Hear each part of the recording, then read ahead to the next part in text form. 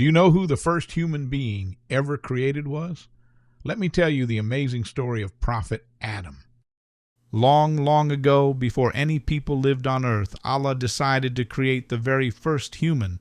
Allah made Adam from clay, shaping him with his hands.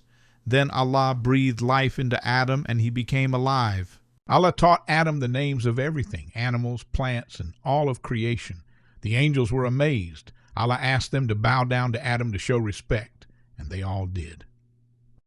Allah placed Adam in a beautiful garden called Paradise. It was filled with delicious fruits, flowing rivers, and everything Adam could ever want. Adam was so happy there. But one day, Adam made a mistake. He felt very sorry and asked Allah to forgive him. And you know what? Allah is the most merciful, and he forgave Adam. This story teaches us that we should always ask for forgiveness when we make mistakes, just like Prophet Adam did. And remember, Allah loves us and always forgives us when we're truly sorry.